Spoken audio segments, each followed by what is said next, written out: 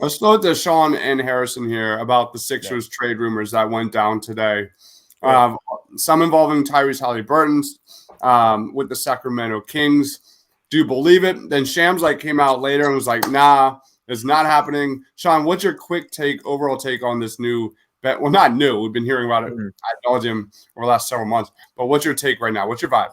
Yeah, so I guess quick take. There's just going to be a lot of smoke. There's going to be a lot of smoke coming out. I don't know what's real, what's not. I think the Kings would be making a massive mistake if the franchise that they have right now, and if they are focused around building around Haliburton and Fox, Ben Simmons is a better player than either one of those guys. And if you're not willing to include them to get a deal done with that, it's a little bit of a backwards thinking to me. So I feel like there has to be something from a Sixers perspective. I'm significantly more interested in Haliburton than I am Fox. I would love Haliburton, Buddy Hield, and maybe a third team involved, something to scrape. But I do like Haliburton as kind of a cornerstone piece. I just think fit-wise, I like the way he passes the ball, can defend a little bit. The shots are there. The stats are there. So I think there's something there, but I still think it's another team involved before a deal could actually come together. What about you, Harrison? Well, I think you gotta just look at the situation as a whole. It's hard, like Sean said, to gauge what is real and what isn't real. But the fact that you're seeing all this news and stuff out there tells you that there's some kinds of talks going on, right? And I'm someone, I like Haliburton a lot. The rumored package of Haliburton, Barnes, Buddy, and 2 first-rounders, that's a pretty good return. And like Sean said, if the Kings aren't going all in for Ben Simmons, I'm not entirely sure what they're doing. I'm sure that they would love to pair Ben Simmons with that backcourt, but the matter of the fact is you're not going to get Ben Simmons unless you're willing to package one or both of those guys. So there's definitely something brewing up. It's just unclear what exactly it is. Hey, Harrison and Sean, I want to ask you, one of the things that I've heard, and you guys could probably speak to this better, can Haliburton and Fox coexist in a backcourt, or is it a tough matching of those two guys? Do you feel like they both need to be ball dominant, or do you feel like Haliburton can play off and it could work? Go ahead, Harrison. You can start. Oh, cool. Yeah, in regards to Haliburton and Fox, it's actually interesting how Sacramento has used those two. In the past, we've seen De'Aaron Fox kind of be the prime initiator on offense, being the playmaker, if you will. This season, they've gifted Haliburton with a much more playmaking role. He's averaging over 7 assists per game now, and he's basically their main ball handler. De'Aaron Fox has been used more as a scorer, if you will. His assist numbers are down. He's still scoring well. Which is part of the reason why I love his fit with Tyrese Maxey, who's not quite the playmaker that Haliburton is.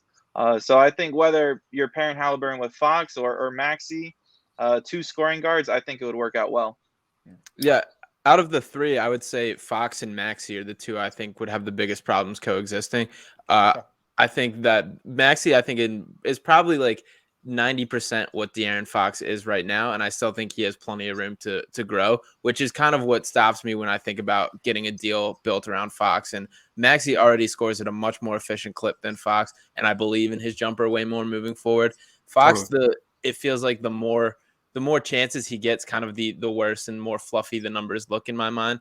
So Haliburton I do like as a fit, and also Harrison, you tweeted this out earlier, but both Tyrese's as a backcourt would be awesome. And I also think that this would be a nice kind of win now, because I think Haliburton's already good enough to compete on that, and this sets you up for life post Joel Embiid. If we think about both these guys are 21 years old, both Maxey and Haliburton coming into still on the up and up of their career arcs, and they're going to be hitting their prime kind of as Joel retires. So I know that's kind of the big picture look, but if they can find a way to swing that, I think it's a really good organizational move. So we heard Morey say at least a couple of months ago, whether or not this Ben Simmons trade has to return a difference maker. Do you see Tyrese Haliburton as a difference maker down the road? And what is his ceiling? What do you project as his ceiling? If we go back to the draft, he was my favorite guys in the draft, but he was one of those guys that, maybe not a fringe all-star, but a very good starter. What's your take on Haliburton? Because I'm not going to pretend like I watch Sacramento Kings basketball, but I know a lot of you junkies do. Harrison, what's your take on Haliburton's ceiling Harrison Haliburton.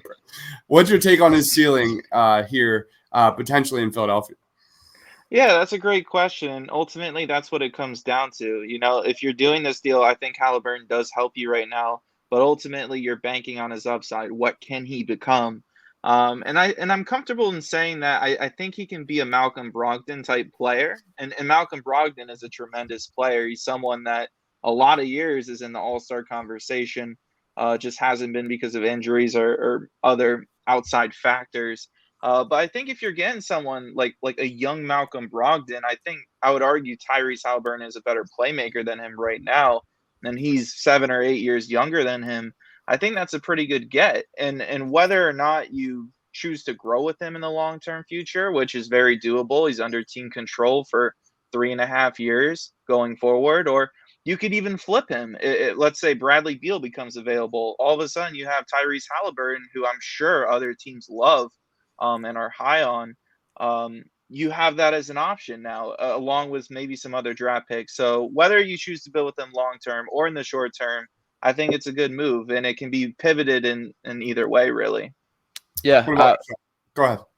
Personally, the playmaking is, I think, what the biggest appeal to me. And to answer your original question, I'm not 100% sold that he is kind of the difference maker that Morey has labeled. But to me, the playmaking is the biggest lure as far as just completing this team. And that would take so much responsibility off Maxey, which I think would improve him as a scorer. Because Maxey has done a very good job just becoming more of a point guard this year. But that really just isn't him at his core. Like, he's at his best when he's creating his own shot, attacking the basket, and just scoring. Like, if this guy wasn't 6'2" or 6'3" or whatever he actually lists as, like, he just wouldn't be considered a point guard. That's just not his game. And even dating back to Kentucky, like, he was next to Emmanuel Quickly and another guard there. I'm drawing a blank on the name, but like, he was a third tier ball handler basically. So when he can just do his thing, be free to play his game, I think his game's going to continue to improve.